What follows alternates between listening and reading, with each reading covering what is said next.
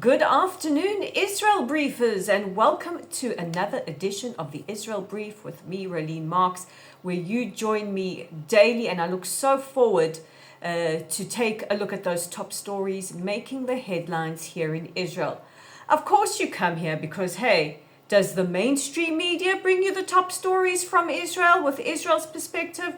Absolutely not. Anyway, I'm just glad to have your company.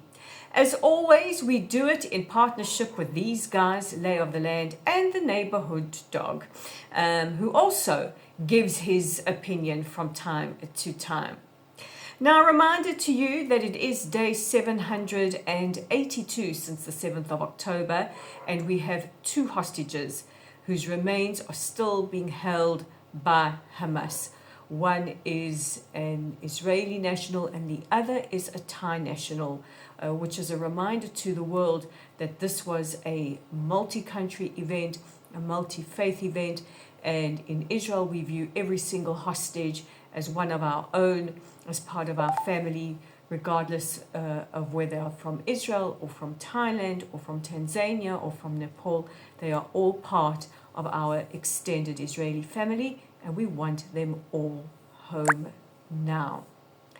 It is also Wednesday, which means tomorrow I bring you your choices of mentions and morons, and the nominations are coming in and they're very, very interesting this week. So guys, keep it coming. But let's take a look at our top story.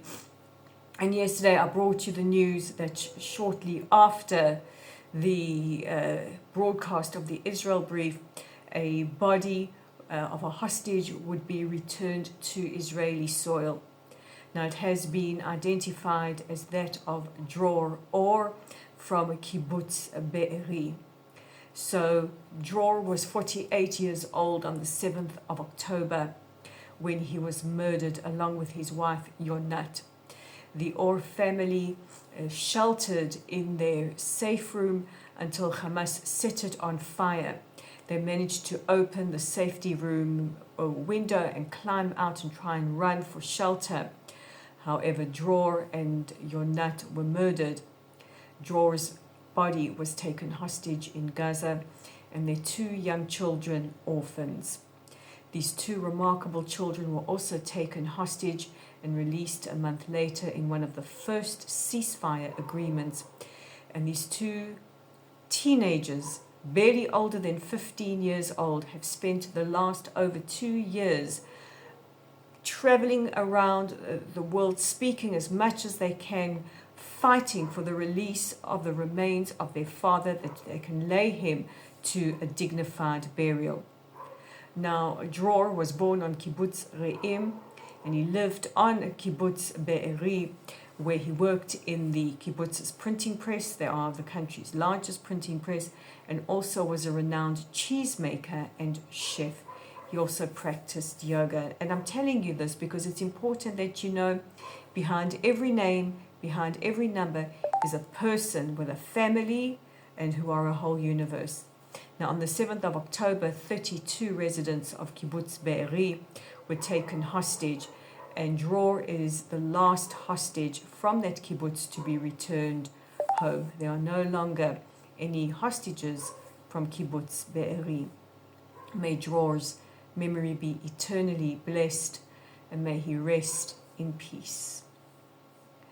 Prime Minister Netanyahu has had to step in an ongoing public spat between Defense Minister Israel Katz and the IDF Chief of Staff Eyal Zamir. Now, the Prime Minister met with the two of them separately yesterday, and this follows public disagreement following the investigation that the IDF has conducted. In fact, they're still ongoing, into their failures on October the 7th.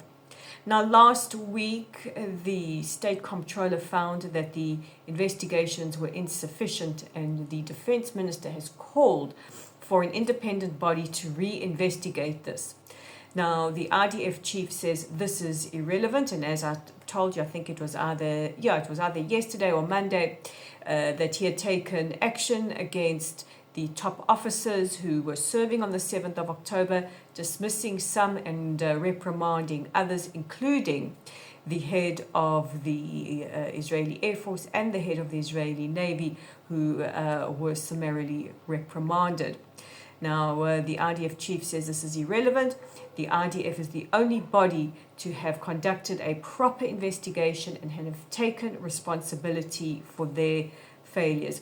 However, a short while ago, the defense minister said, we work together, we have worked together, and we will continue to work together.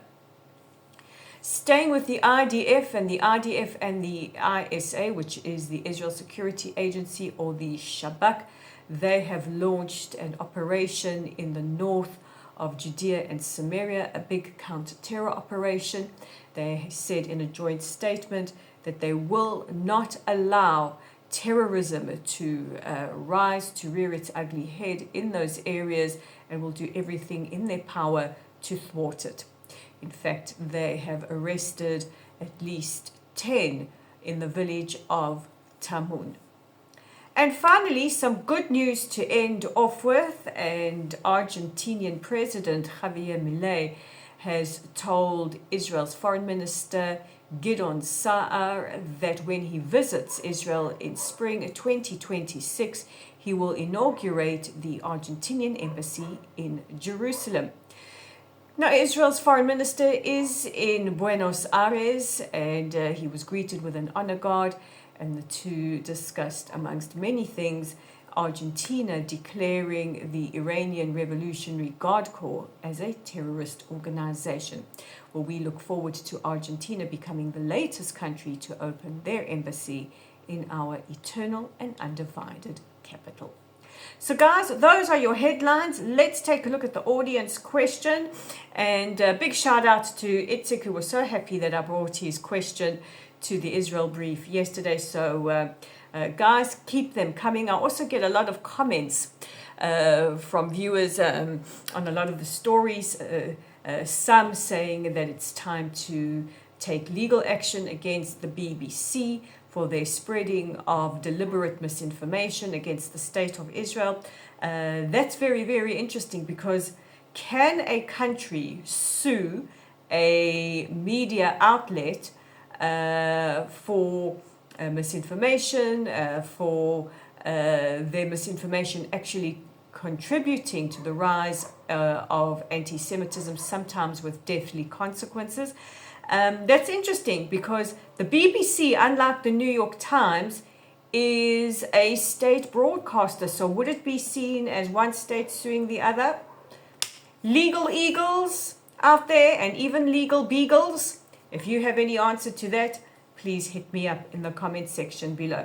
Meanwhile, today's audience question comes from Valerie Chambers, who asks, have a lot of people made Aliyah since the 7th of October? Great question, Valerie. So if you don't know, Aliyah means to ascend. In this case, it means for Jewish people to immigrate to Israel, to fulfill what we call the commandment or the mitzvah of coming to live back in our ancestral and historical homeland. Well, Valerie, there has been quite a number of people who have made Aliyah for a variety of reasons, including, of course, the horrific rise in anti-Semitism in many countries around the world. And it kind of peters out, but sadly we've also lost a lot of people who have immigrated out of Israel, many people feeling that the stress of living under war is just sometimes too much to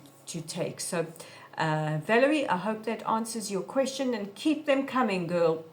So that's it from me for today, guys. Don't forget to check out our website on www.layoftheland.online. Our YouTube channel is right here at the Israel Brief, and we know that there are many attempts to block us, hit us with restrictions. So guys, if you see us on social media, please like our content, please share our content, and please subscribe. Let's give those haters a biff to the snoot. The neighborhood dog fully concurs with me. We are on Facebook at Lottel's site, on Instagram at Rolene_Marks, on Yeah. LinkedIn at Rolene Marks, Substack at Rolene Marks, and of course we are on X at Lay of the Land 5. So guys, God bless you all, and I will see you tomorrow with your mentors and your teeth back in, and your morons. It's quite a selection this week, guys, so don't forget to join me tomorrow. And if you are traveling for Thanksgiving and you're based in the US, safe travel. So guys, that's it from me for today. God bless you all.